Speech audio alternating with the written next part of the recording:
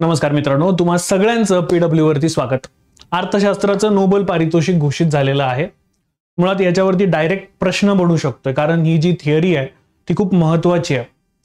या थिअरी मधनं त्यांना नक्की काय सांगायचं आहे, हे जगासाठी किती चांगलं आहे, त्यांनी मांडलेले जे विचार आहेत ते जगातल्या आत्ताच्या ज्या तंत्रज्ञानासाठी आहेत ते कसे काय बरोबर आहेत, चला आज त्याच्यावरती प्रकाश टाकूया। मी सौरभ सोनवणे, तुम्हा सगळ्यांचं पीडब्ल्यू वरती स्वागत। दोस्तांनो, या वर्षी जी नोबेल पारितोषिक अर्थशास्त्रासाठी घोषित झाली आहेत ती या तीन लोकांना मिळालेली आहे, जोई, फिलिप्स आणि पीटर। तिघी नावं महत्वाची, तिघांना पहिल्या नावानेच लक्षात ठेवावं। दोस्तांनो बघा, आता तुमच्यासाठी एक छोटंसं काम जे मी तुम्हाला सगळ्यात शेवटी देणार आहे। ऑफकोर्स ते तुम्हाला सरप्राईज पण असेल, जरा एकदा ते तुम्ही शोधाल सुद्धा आणि नंतर खाली कमेंट पण कराल। आणि जर हा व्हिडिओ आवडलेला असेल तर ऑफकोर्स त्याला लाईक देखील नक्की कराल। दोस्तांनो, सर्वात पहिल्यांदा या तिघांना जो अवॉर्ड मिळालेला आहे तो for explaining innovation driven economic growth. जर तुम्ही इनोव्हेशन करत राहाल तर त्या आधारे आर्थिक वाढ ही कशी होते हे या तिघांनी एक्सप्लेन केलेलं आहे, आणि त्यासाठी या तिघांना हे या वर्षीचं जे नोबेल आहे ते मिळालेलं आहे। त्यातले सगळ्यात पहिल्यांदा ते म्हणजे जोई यांनी बघा, हे इकॉनॉमिक हिस्टोरियन आहेत, म्हणजे अर्थशास्त्राचा हिस्ट्रीच्या पर्स्पेक्टिव्हने त्यांनी अभ्यास केला।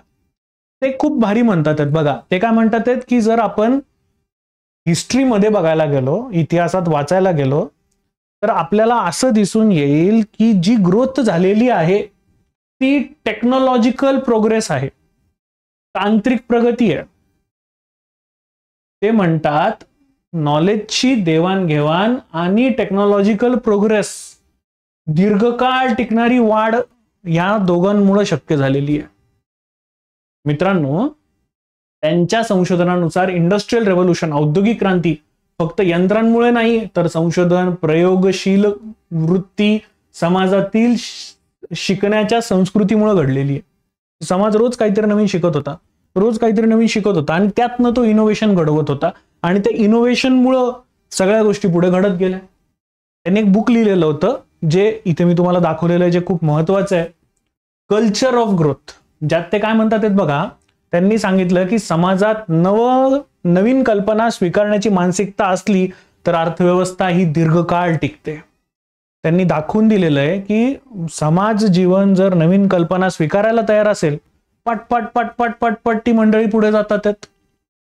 याचं एक उत्तम उदाहरण 1857 च्या आधीचा भारत आणि 1857 च्या नंतरचा भारत। आपल्याला सुद्धा तिथे स्पष्ट दिसून येतं की इंग्रज हे इतका दुरून ट्रॅव्हल करून इंडियामध्ये आले, त्यांनी स्वतःत बदल घडवले, नवीन इनोव्हेशन साध्य केले। परिणामी युरोपामध्ये झालेली जी टेक्नॉलॉजिकल ग्रोथ आहे ती खूप जास्त होती। आपण त्यावेळेला स्टॅग्नंट राहिलेलो होतो, त्यावेळेला आपली ग्रोथ त्यांच्या मानानं तेवढी मोठ्या प्रमाणात घडू शकलेली नाही। तेच ते इथे स्पष्ट सुद्धा करतात की जिथे जिथे समाज हा स्वीकारेल की नवनवीन कल्पना घेईल, तिथे तांत्रिक प्रगती आणि आर्थिक वाढ हे दोघं सोबत चालतील।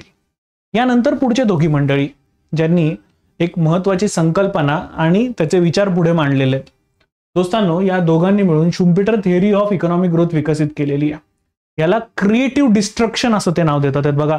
डिस्ट्रक्शन म्हणजे विनाश, क्रिएटिव्ह डिस्ट्रक्शन।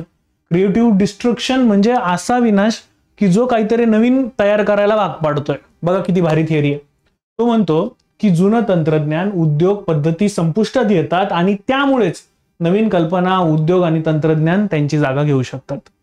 आपण आता सीडी प्लेअर लावायला जात नाही, की डीव्हीडीची एवढी मोठी कॅसेट आपण त्या डीव्हीडी प्लेअरच्या घशात घुसवायला जात नाही। आता तुमच्या माझ्याकडे सगळ्यांकडे हाताचा 11वा बोट म्हणजे मोबाईल आलेला आहे। जुनं तंत्रज्ञान गेलं, त्यानं नवीन तंत्रज्ञानाची जागा त्या जुना तंत्रज्ञानानं दोस्तांनो इथे घेतलेली दिसते।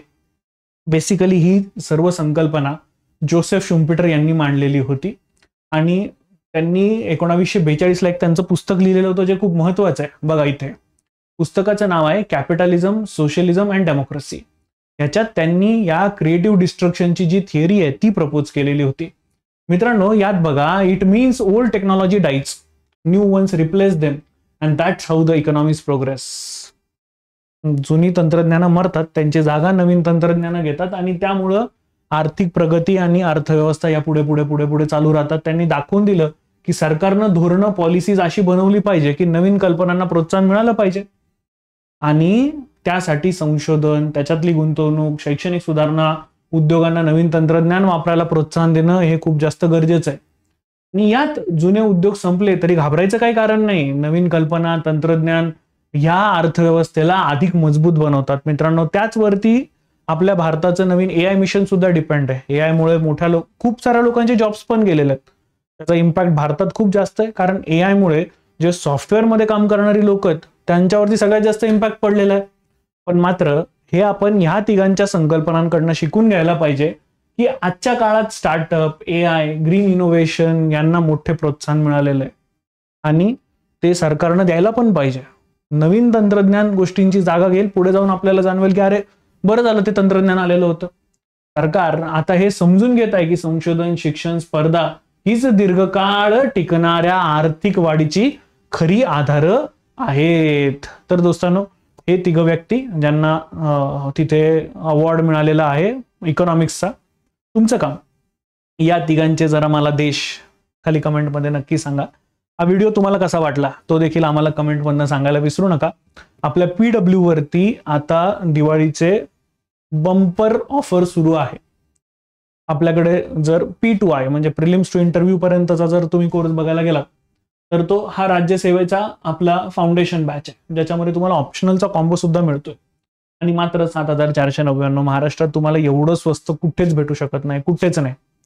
पूर्व परीक्षा, मुख्य परीक्षा शिवाय ऑप्शनल सुद्धा तुम्हाला त्याच्यामध्ये मिळतोय. हे एकमेव आपली फिजिक्सवाला आहे जे तुम्हाला प्रोव्हाइड करू शकतोय. तुम्ही कंबाईनचा अभ्यास करत असाल तर तुम्ही संग्रामसाठी जाऊ शकता आणि संग्राममध्ये सुद्धा हे मात्र 2,499 रुपयामध्ये तुम्हाला भेटेल. फक्त कॉम्बो हवा असेल, फक्त ऑप्शनल हवा असेल तर त्यासाठी सुद्धा तुम्हाला ऑप्शन आहे. आणि जर तुम्हाला 2026 साठी तुम्ही प्रिपेअर करत असाल तर आमची फक्त एक सर्व सक्षम नावाची बॅच आहे, तुम्ही ती सुद्धा तिथे घेऊ शकता आहात. तुम्हाला हा व्हिडिओ कसा वाटला ते खाली सांगायला विसरू नका. मी वाट बघेन. Thank you so much.